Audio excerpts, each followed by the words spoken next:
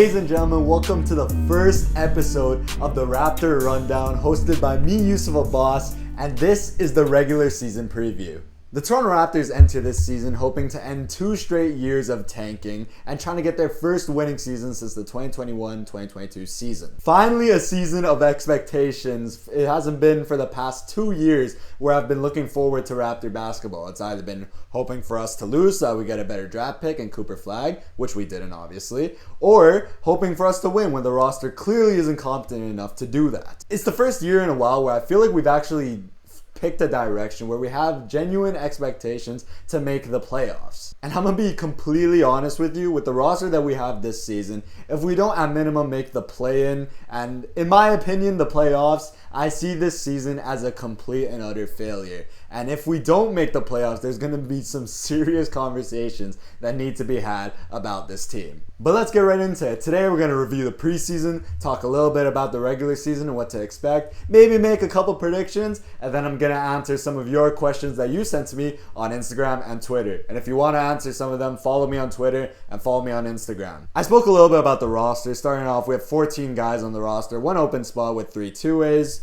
The preseason rotations that Darko put out there were pretty obvious what the rotations are going to be in the regular season. It's going to be Emmanuel Quickley, RJ Barrett, Brandon Ingram, Scotty Barnes, and Jakob Poeltl as our starting lineup. And then off the bench, it's probably going to be Jamal Shed, Ochai Agbaji at the 3, Colin Murray-Boyles, the rookie, and Sandro Mamukelashvili, with our shooting guard battle being the only thing that I see being a competition. We're going to talk a little bit about that later on in the season, but that's definitely between Jacoby Walter and Grady Dick, because honestly, I have no idea what they're going to go for. I think they're going to have a little bit of a battle to start the season. Darko's probably going to play both of them different minutes during the start of the season, and eventually, though, he's going to have to make a decision, because I don't know how sustainable it is to have an 11 or 12 man roster or rotational lineup, and eventually he's going to have to commit to either Jacoby Walter or Grady Dick, which is going to be a really interesting decision. Both of them had their moments during the preseason, but honestly right now, if I had to make a decision, gun pointed to my head, I think I would go with Grady Dick, just because this team is so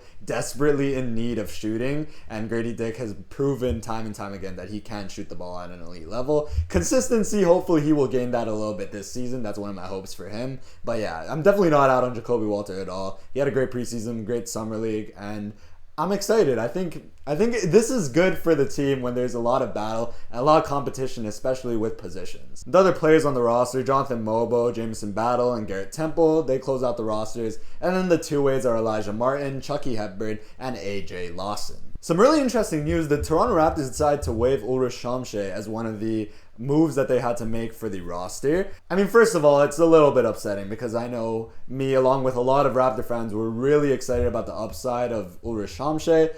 He showed a lot during the summer league, showed a lot in limited minutes in the preseason last season.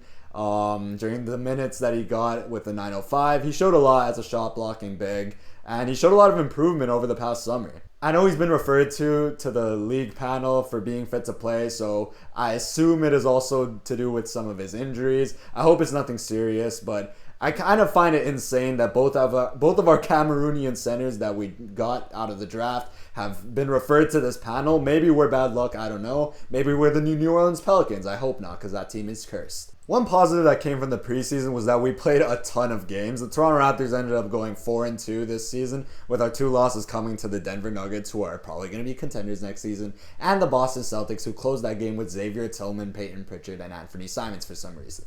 I also want to say it was a lot of entertaining basketball. I mean, every single one of our wins went down to the wire. The Kings made a miraculous comeback that we barely survived. The Boston Celtics game, we had to come back and we had a Jonathan Mobo game winner. The Wizards game had both Sarr brothers going at it, with ours ending up getting the game winner. Who would have thought that? And the Brooklyn Nets was actually a game that I went to. We got a little bit of a taste of the real-life rotations in the regular season. I think it was a little bit of a run-through of what Darko Rajakovic wants to do coming up. And the biggest positive was that looked like the most complete game out of all of them. Everything was clicking. Michael Porter Jr. couldn't miss, but you can't do much about that. The Toronto Raptors looked really good in that game. Granted, it's the Brooklyn Nets. Granted, it's the preseason. And, you can't put too much stock into that. But it was exciting to see nonetheless. But the biggest pro of all had to be that we came out almost fully unscathed. Colin Murray-Boyles had a forearm injury. He's day-to-day.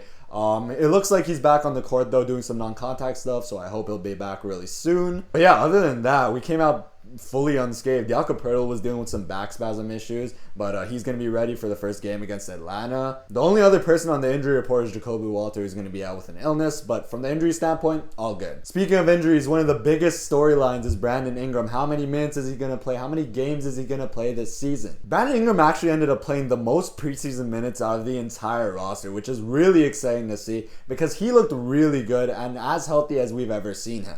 The biggest thing, the most exciting thing was seeing how easily he could get to his shots, which is something that we've been desperately needing over the past couple of seasons. And he hit his threes, which is just an added bonus. RJ Barrett had a very solid preseason as well. He overall just looked really comfortable off the ball, which was something that I was looking for because he's not going to have the ball as much this season with Brandon Ingram being added to the roster. But yeah, I shot 46% from 3 in the preseason. He looked really comfortable out there. He looked very solid defensively as well, which was exciting. And that's all you really need from RJ Barrett coming into this season. One of the X factors that everyone's saying, Emmanuel Quickley, who had a very poor season last year, he looked very comfortable as well. His defense picked up after a massive fall off last season. Granted, the finishing at the rim still isn't at the level that we would want it to, but he was hitting his threes. He looked very comfortable dribbling the ball, and he was an incredible playmaker, as he always is. Scottie Barnes, I mean, the biggest pro is that he looks at an all-defensive level once again. He was absolutely clamps.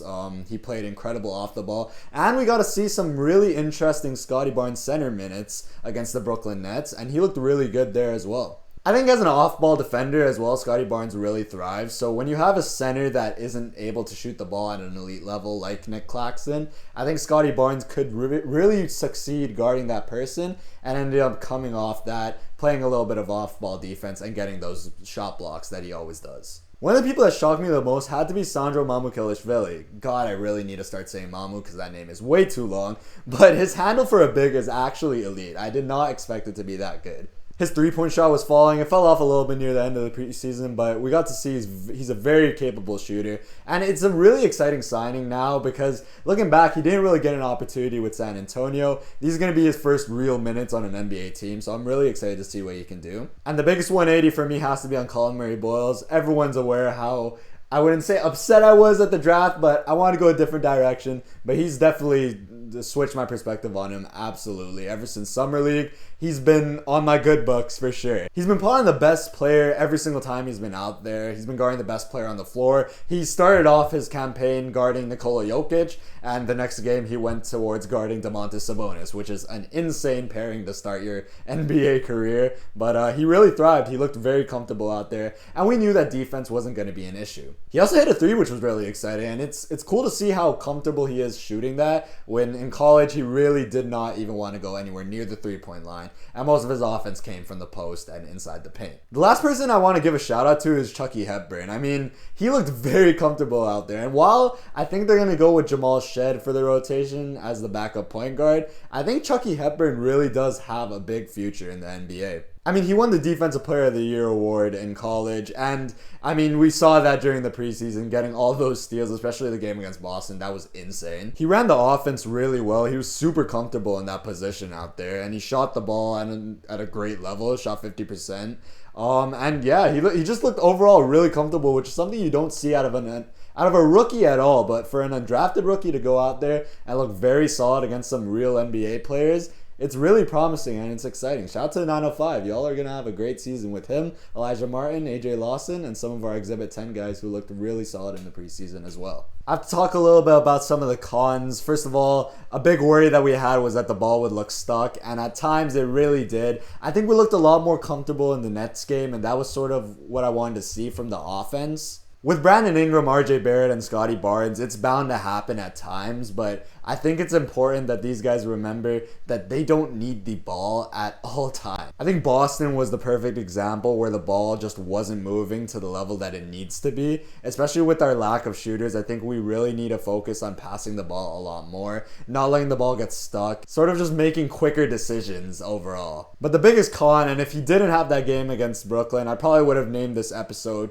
Do We Have a Scottie Barnes Problem? Because Scottie Barnes overall, we're not looking past it just because of that Nets game. he struggled in the preseason. The biggest thing for him beyond the jumper was that he cannot be afraid of contact. I saw so many instances in the Boston game specifically where he was trying to go in, but he shied away from the contact. I think the biggest issue with Scottie is that he's had so many injuries in the past that he's a little bit worried about taking on that contact when he gets in the paint. But the day he realizes that nobody can stop him one-on-one driving to the bucket is the day he's really going to take that scoring jump. And I know we have a lot of questions submitted about Scottie, so I want to talk about him a little bit later. But he really did settle for the jumper a lot of the times. And plays where he's sitting in the corner and he hasn't touched the ball until maybe an end of the shot clock, corner three, those cannot happen. And it's why I want to see Scottie Barnes play a lot of point guard minutes. Immanuel Quickley is a very capable off-the-ball player. He does not have to run the offense. Scottie Barnes has shown he's absolutely capable of running the offense. In fact, we look better sometimes with Scottie Barnes at the point guard position. Especially to end the games, I feel a lot more comfortable with Scottie Barnes having the ball in his hands than Immanuel Quickley. Overall, I think he's just a better decision maker, but plays where he does not even see the ball cannot happen, and plays where he's doing some stupid layup, shying away from contact, those can't happen either. Shooting the three is fine. This is 2025, you need to shoot the three ball, but something like the Nets game where the only threes he took, he missed both of them, but the only threes he took were wide open, uncontested, ones where they were daring him to shoot. Those are the ones I want Scottie Barnes taking. Games where he's spamming threes, that was last season. This season we're trying to win basketball, so Scottie, I need you going to the paint and driving a lot more, just like you did in the Brooklyn game. It's not a big ask, man, I'm gonna be honest. But yeah, that's it for the preseason. A little bit of a preview for the season. We have our first game against Atlanta, a really good team that made a lot of incredible moves this offseason. They added Nickeil Alexander-Walker, Kristaps Porzingis. They're a really talented team, and I'm super happy we got to challenge ourselves going into the season right away. They're a high-tempo, high-energy team that's got a lot of switchable defenders that can guard multiple positions. I'm really expecting a lot of pick and pops from Trey and Porzingis, especially because this is the first time since, I don't know, maybe John Collins, and he's not even the best three-point shooter. It's the first time that Trey's had a proper three-point shooter at the center position. Some of the keys to the game for us, our bench really provided us a spark. We have to try and continue that. We have to match their energy overall, especially defensively. One thing I really liked was the full court pressure. I know it seems a little bit like try hard to do it in preseason, but if it's something that we want to do in the regular season, we really have to sort of install that culture into that team. I really want it to be the identity of the Toronto Raptors that we're a pain in the ass to play every single night just because of how hard we defend. A big talking point was the conditioning, and to play this level of defense, you do need to have conditioning. I think it's why Darko sort of alluded to the fact that we might have a longer rotation, but overall, I do want to see us play that hard level of defense, sort of similar to the Oklahoma City Thunder. And last but not least, transition points. They were the biggest thing in the Brooklyn game, getting those steals and capitalizing on them. We had 30-something transition points against the Brooklyn Nets, so that's what was the key difference in that game. I think it can be the key difference in a lot of games. We start the season playing some very talented squads that are looking to take the jump and make the playoffs. We play Milwaukee, Dallas, San Antonio, Houston, Cleveland, Memphis, Atlanta again, Milwaukee again. These are a lot of teams that are looking to make a statement to start the season. So we're going to be tested right out of the gate. One thing that's really important, in my opinion, ending this 10-game stretch with at minimum a 500 record. I do not want to start off the season slow with all the doubts starting to creep in, all the negative discourse pulling up again, and it affecting our team's mental. I need us to be locked in for the rest of the season, so I need us to start off strong. But yeah, let's get into the questions. Once again, I answer them and I ask you guys them on X and Instagram, so make sure you follow me on both those platforms. The first question is from Scotty Muse, and he asks, who on the Raptors do you think is going to have a breakout season? Breakout season is tough, man, because I'm going to be honest, to me a breakout season is someone that improved and shown a different level to their game compared to the previous season. And honestly, my answer to that question wouldn't even be any of the starters. I think the biggest breakout this season will be Grady Dick's shooting. So far in his Raptor tenure, he's been a little bit inconsistent shooting the ball, especially for someone that's been deemed this elite shooter that we know of. He shot 37% in his rookie year and 36% in the past year. I really want to see that go up to 40% so that we can at least have this reliant shooter on our roster. Because right now, honestly, I wouldn't even call him the most consistent three-point shooter. I would give that to Ochai Agbaji. But yeah, my prediction for the breakout this season, I'm not going to go for starter because that's a little bit of a cop-out, but I'm going to go with Grady Dick. I think he will shoot above 40% from three this season. Goat M asks, what does the future look if we have another mid-season? For example, if we get eliminated from the play-in. God forbid this happens. I'm going to be completely honest. Because this has been the past 2 years of our retool, not a rebuild whatsoever. The retool, as Bobby Webster and Masai Ujiri, rest in peace, would like to say, it involved 2 years of tanking. If we went through those 2 years of terrible basketball just for us to end up in the same exact position that we were before the tanking, I will absolutely flip out, and this will be an absolute failure of a retool, a rebuild, whatever you want to call it. It will be a massive failure. What does the future look like if we have another mid-season? I'm assuming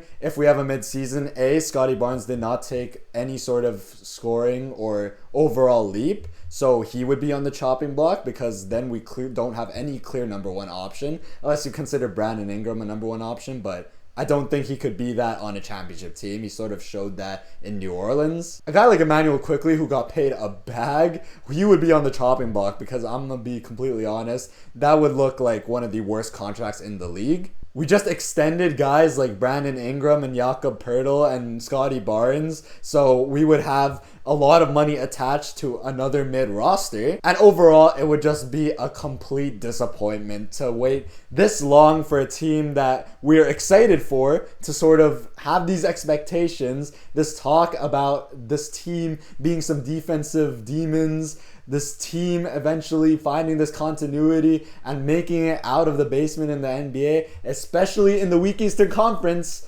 If we don't do that, it will be a big disappointment, and some of the front office guys would be on the chopping block as well, in my opinion. Bobby Webster would have a lot of questions asked about him. Darko Rajakovic would have a lot of questions asked about him because if he doesn't succeed this season, he will have had 3 seasons with the Toronto Raptors and 0 winning seasons, which would be incredibly disappointing. What does Colin Murray-Bowles potentially look like as a star if he ever gets there? I love how we're asking these questions about rookies before the season even starts, but honestly, that's the best part of it. Before they play a single NBA minute, let's talk about them potentially being a star. I mean, I love your optimism, but overall, if he ever gets there, he will absolutely need to improve his offensive game. But a star could have multiple different definitions. If you expect him to be an all-star, number 1 or number 2 option on a championship-winning team, I don't think he will ever reach there.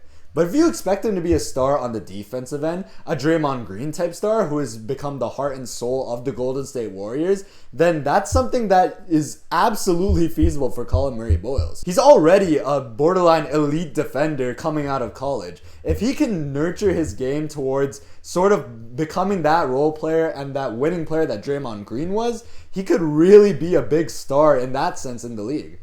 And Draymond Green was a multiple-time All-Star because of his role as well. So I don't think that's disrespectful at all to Colin Murray-Bowles to just call him a potential Draymond Green who will eventually make the Hall of Fame as well. We have a prediction here. Grady won't be a Raptor by the end of the season. Now this is a really interesting prediction. It's something that I alluded to earlier on in the episode, but him versus Jacoby Walter will be a battle that I will be looking at really closely. Because I'm going to be completely honest. If Jacoby Walter overtakes Grady Dick, he will be on the chopping block right away. He's a young player that a lot of teams would really look towards getting in a trade.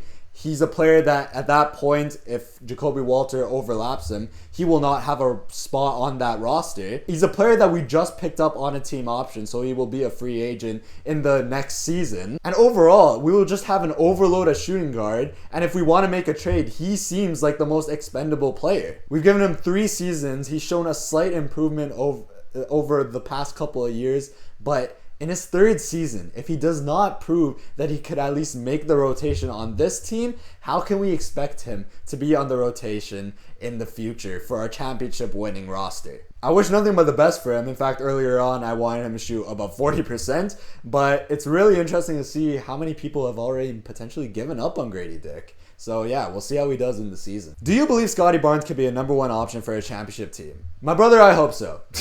I really do hope so because we have invested a lot into Scotty Barnes. Again, man, For the number one option, it has to be the scoring leap. It's something that we've asked for last season. I mean, a Giannis type leap, it's a lot to ask for, but at minimum, I just want to see his points per game go up. The most he's averaged has been 19.9. At least we want him to make it to 22 points per game. It's not a lot that I'm asking for. I just want to see, growth isn't linear. I just want to see steps taken towards him eventually being a number one option. And to be completely honest, last season, I did not see any of those steps. In fact, I think he took some steps back when it comes to scoring the ball at an efficient level. The number one thing is the efficiency. I want to see him get back because that was really disappointing seeing how bad he shot the ball last season. And he was forcing up a lot. You can allude it to us tanking, but yeah. Can he be a number one option for a championship team? Yes. Will he? We will see this upcoming season. I think it's going to be a really big year for Scotty. What player do you think the Raptors should target via trade? It's really early on to talk about trades, but I love this question because this season could go one of two ways. Number one, we're incredibly mid and we have no future whatsoever, so we end up needing to target a number one option. Maybe a Giannis gets disgruntled and we end up trading Scotty Barnes, the cornerstone of our franchise, because he was disappointing once again. Or Scotty Barnes takes a scoring leap, the team looks better than ever, Bobby Webster's a genius, and we need to make a move to add to this team to make us further into contenders. For our sake as Raptor fans, I really hope it's the second one. If it's the first one, Giannis is the dream target. If it's the second one, I assume it will be us going over some sort of shooters. I think the biggest thing is going to be looking at which teams are struggling. Sacramento is definitely going to be up there in my opinion. Utah, Brooklyn, a lot of different teams are really going to be looking towards tanking. So in my opinion, I just want to get a shooter. If you want a specific player, I'm a big fan of Zach LaVine. I think if he could be on a contender, he could really contribute towards that. I also think overall, you do need a stretch five to be a championship winning team. I think the only team that's won a championship in recent history has been the Golden State Warriors without a stretch five with Kevon Looney, but they had the greatest shooter of all time. So they really did not need Kevon Looney to shoot the ball well. But yeah, specific player, I'd go Zach LaVine and potentially even a stretch five if a player becomes available and the asking price isn't too big. But ladies and gentlemen, with that being said, this has been Yousuf a Boss. This has been the first episode. Make sure you leave a like, subscribe. We're going to be doing one of these hopefully after every single game during the season. We're going to be uploading TikToks. We're going to be active everywhere. So make sure you subscribe. Stay tuned in for the next episode. And I'll see y'all in the next Raptor Rundown.